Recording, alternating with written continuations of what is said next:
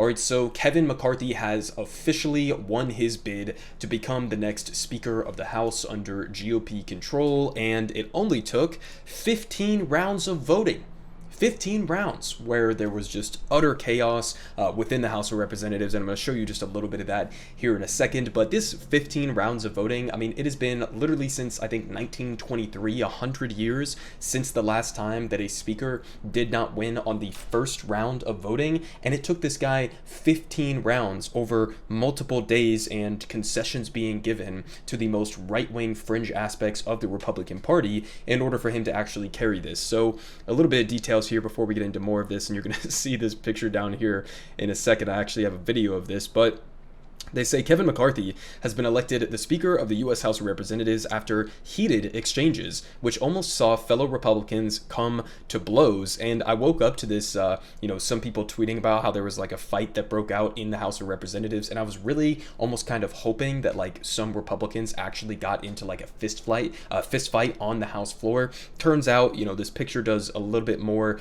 gives it a little bit more credibility and oomph than I think it was deserving. But I'll show you guys that video here in a second. It wasn't like an all-out brawl or anything like that, just a pretty short interaction, but they say it took 15 rounds of voting for Mr. McCarthy to win the job despite his party having a majority in the chamber, and it came after a dramatic pressure campaign played out live on the House floor as party rebel Matt Gaetz was urged to vote for Mr. McCarthy. I don't know why they keep calling him Mr. McCarthy. The Florida congressman was among 6 holdouts who relented late on Friday, and earlier, amid heated scenes in the chamber, Mr. Gaetz had almost come to blows with Representative Mike Rogers, a supporter of Mr. McCarthy. The Alabama congressman had to be physically restrained by colleagues as he bellowed and jabbed his finger at Mr. Gaetz. Okay, so I guess we got to go ahead and just watch this video here. Again, it's going to be a short little clip. You got Kevin McCarthy, who was just talking to Matt Gaetz and Lauren Boebert right here. He basically walks away right as this guy from Alabama comes walking up and just ready to, I guess, tear the head off of Matt Gaetz for some reason.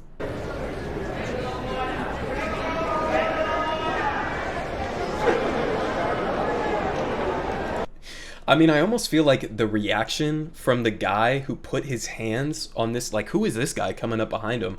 Puts his hand on his shoulder, grabs him with 2 hands, and then just wraps his entire hand around this guy's face. I almost feel like that was an overreaction. I don't think that guy was going to go and try to like punch Matt Gaetz or something. He was probably just trying to like waggle his finger a little bit. But I mean, apparently that's that's what went down, probably like close to midnight a couple of nights ago when all of this was going down. Now, the big follow-up question to this is, what did McCarthy have to give up to Matt Gaetz and Lauren Boebert and that entire crowd in order for them to actually, allow him to take this position? So here from Sahil Kapoor, he says the House Republican rules package. So number one member can force a vote to overthrow the speaker.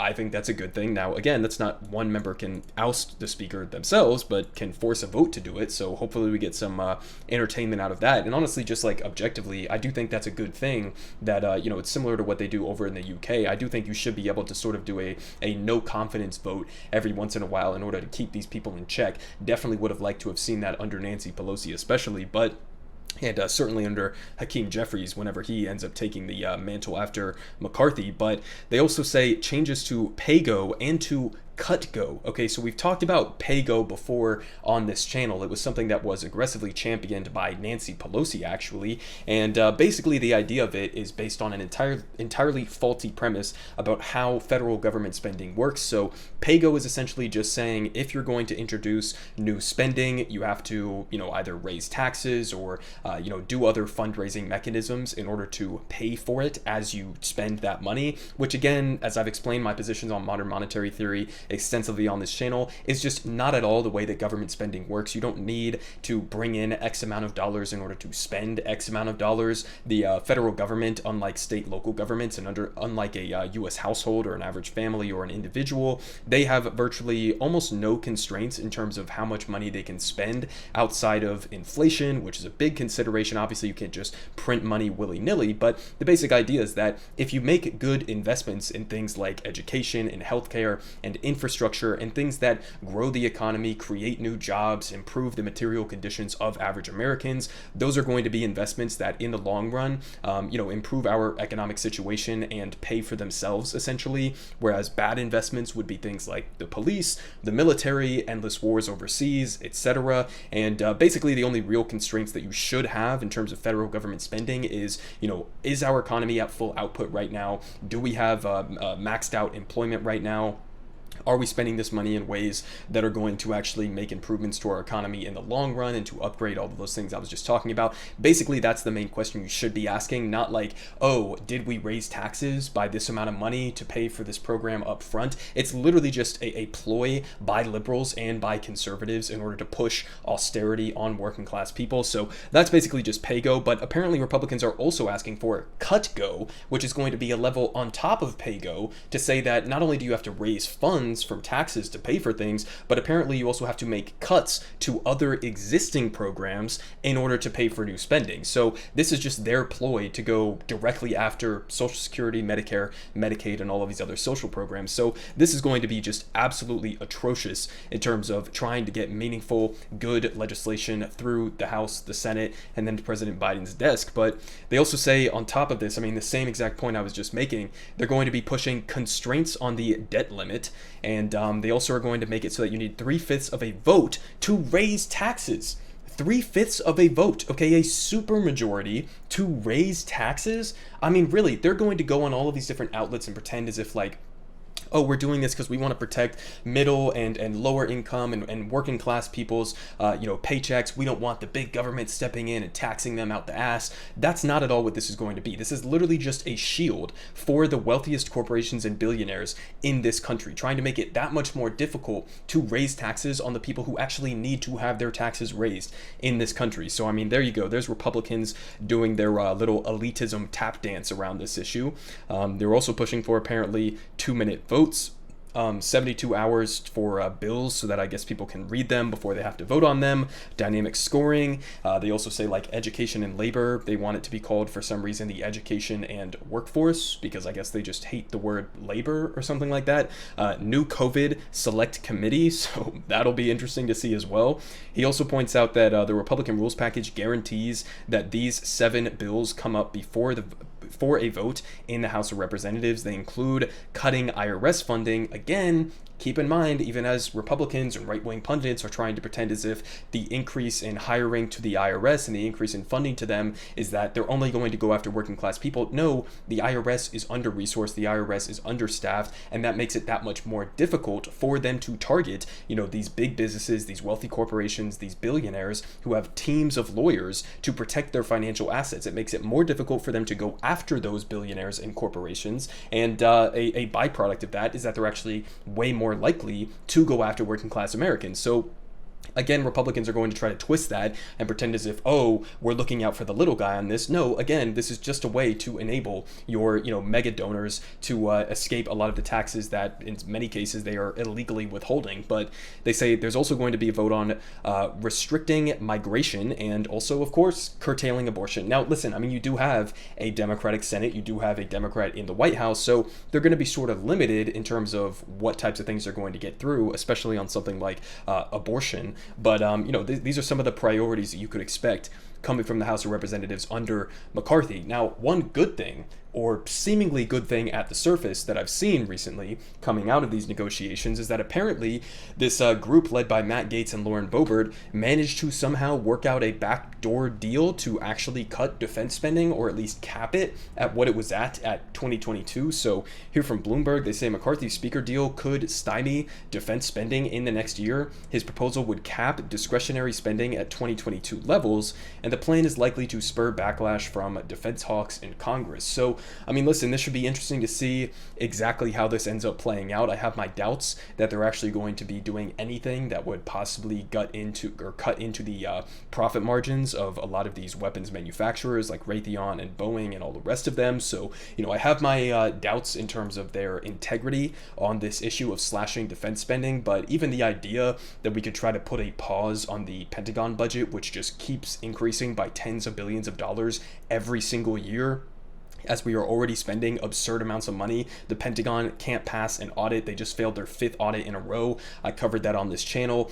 Spending these trillions of dollars on pointless overseas wars, spending all of this money on failed programs like the F-35 fighter jet, wasting more money than any other program in the entire country, and yet they still have their budgets going up and up and up every single year. So putting even just a mild cap on that would definitely be a good thing. But I do have a follow-up on this in terms of what the mindset is of some of these Republicans in terms of how they actually want to go about implementing something like a military budget pause or a cut or something like that. Now, granted, this isn't Matt Gaetz, this isn't Lauren Boebert, so I don't know their particular intentions with that, but here is a response. We got a Representative Michael Waltz here talking about the possibility of military spending cuts, and this is something I also heard echoed from Jim Jordan as well, so this is definitely a through line in terms of what they're planning to do with this. Let's go ahead and watch this real quick. Military spending cuts be on the table and put on the table by a Republican?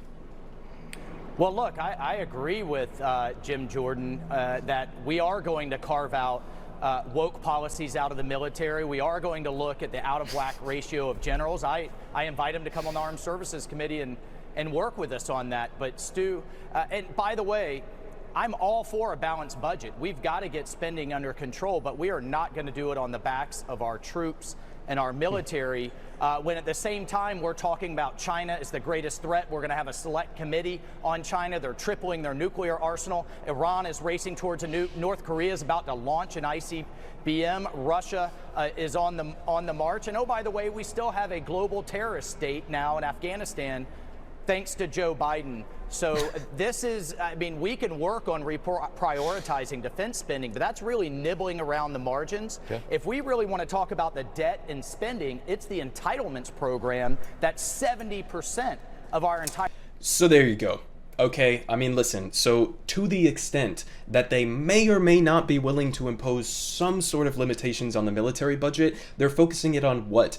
Woke military policies? I mean, like, what the fuck are they even talking about? This is how deranged these Republicans are at this point. And then notice the pivot there where he immediately starts the fear-mongering and talking about China's a threat to us, Iran's a threat to us, North Korea's a threat to us, Russia's a threat to us, anybody on the face of the planet is a direct threat to the United States. And so we have absolutely no choice but to spend more on our military than the next, what, like 9 or 10 countries combined, most of which are our allies anyways. I mean, like, what is your actual point there?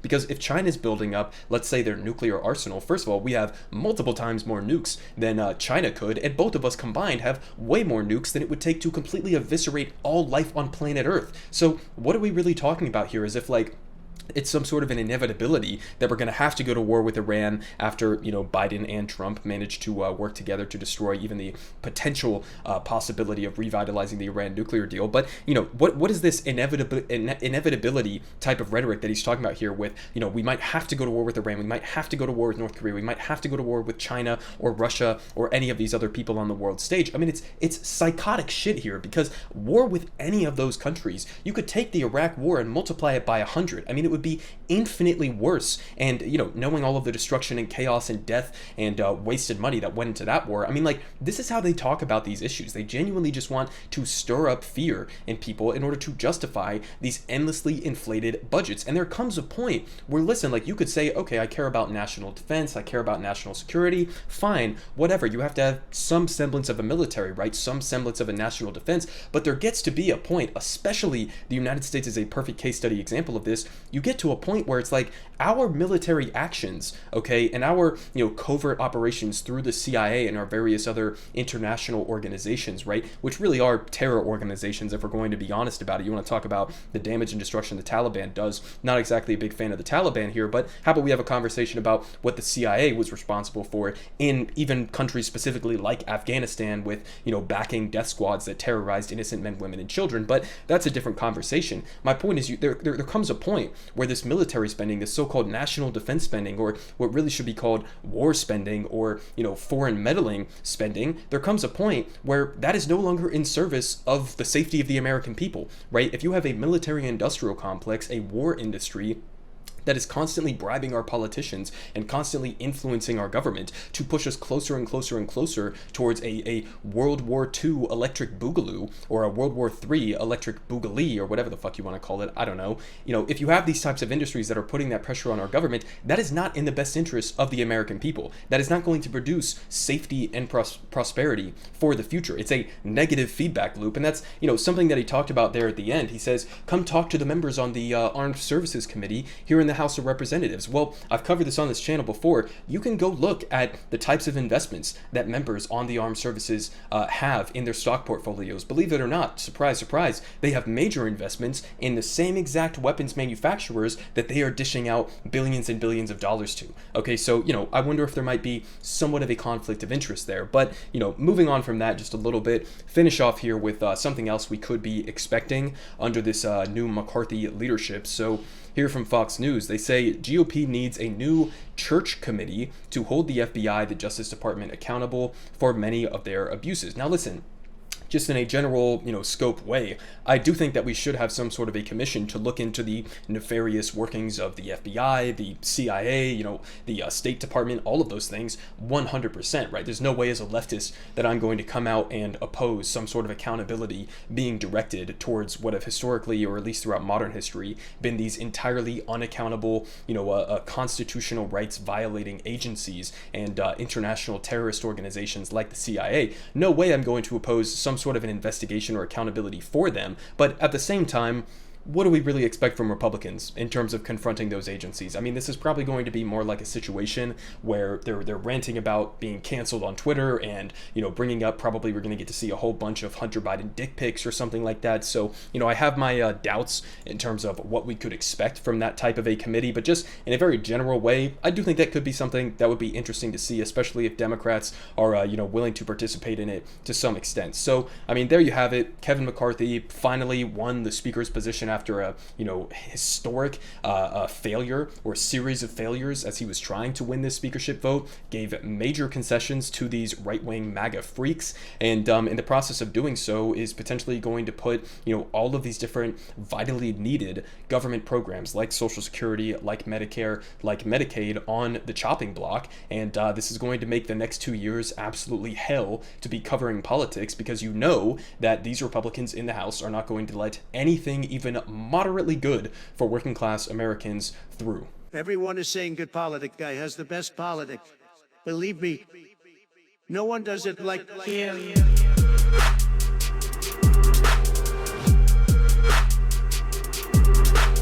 Believe me,